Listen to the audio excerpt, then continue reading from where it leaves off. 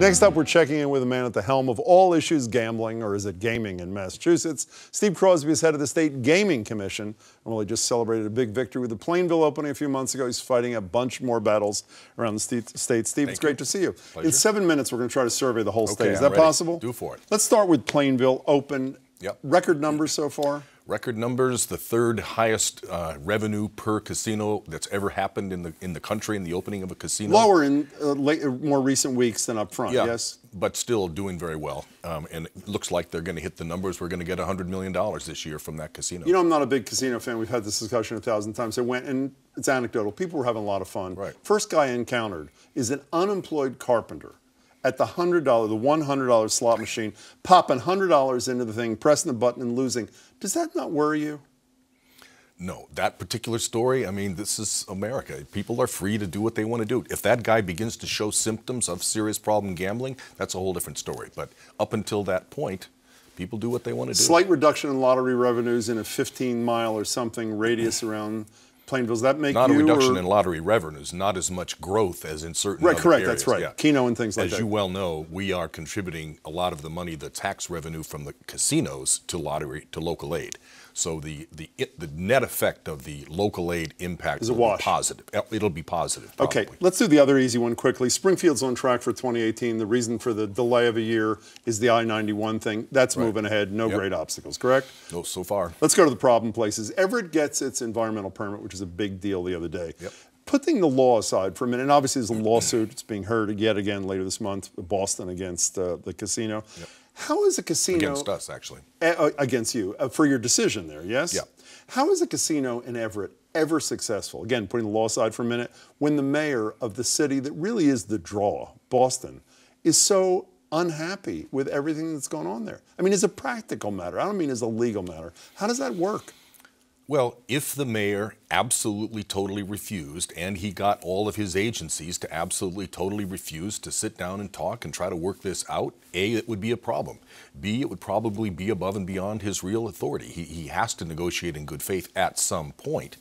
But it doesn't look like it's going to come to that, Jim. You know, they are talking. The rhetoric is toned down a little bit. The mayor, more power to him, is fighting for what he thinks is right, all the better. But I think they're talking, and I think over time, this, in the big picture, is fixing the traffic situation you talked about with the congressman.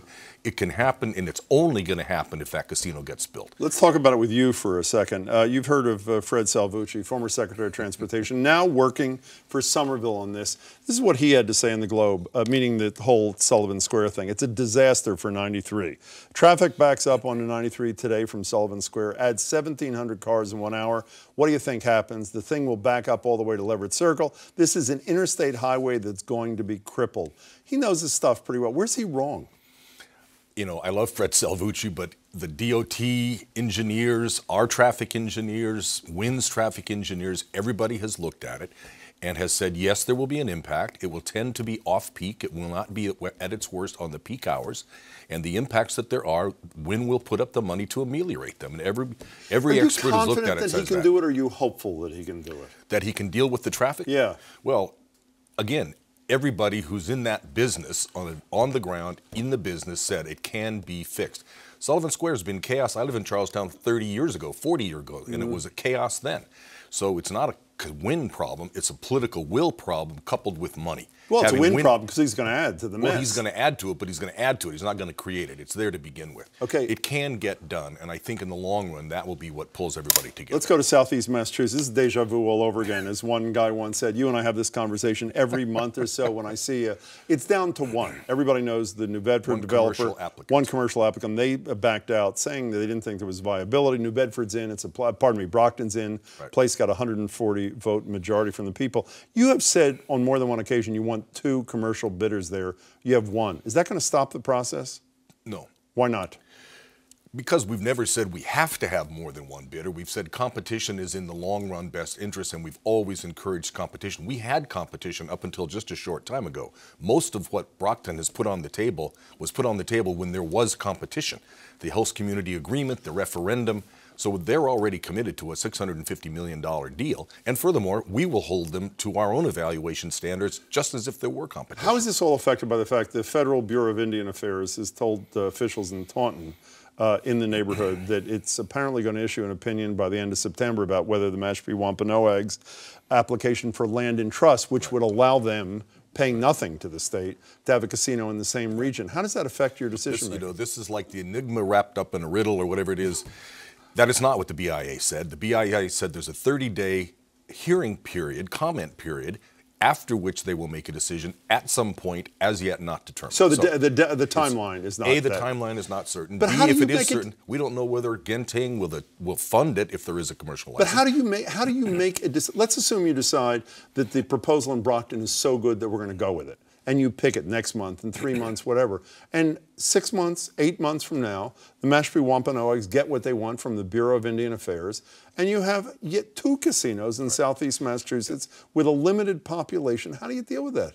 Well, I mean, isn't that enough reason to say, let's hold on Brockton until we find out, no matter how long it takes. You have 3 casinos going, Everett, Springfield, Plainville. Right. Let's see what happens there, and let's see what happens with the Indians. You know, this is a thing about which reasonable people can differ. We have just made the decision that we want the commercial application in front of us. We don't want it theoretical in the background. We want the commercial application in front of us. We will then look around, we will assess everything, see where the tribe is, and we'll make our decision. But do you not agree it'd be a disaster? If you pick Brockton and then the Mashpee Wampanoags get what they want, do you not agree that's a disaster? I mean, no, clearly not. I mean, if we ended up having that, and that's hypothetical and hypothetical. It is, yes. But we would not pick the commercial option. We would not grant a commercial license if we felt the possibility of the tribe coming along being catastrophic. You can run the numbers and look at both situations. In fact, there are a lot of numbers that say they can coexist. We don't particularly want 2 of them, but there probably is enough demand for 2 to be there. Okay, final thing. We won't make a decision which is ipso facto catastrophic, I assure you of that. We only have 30 seconds.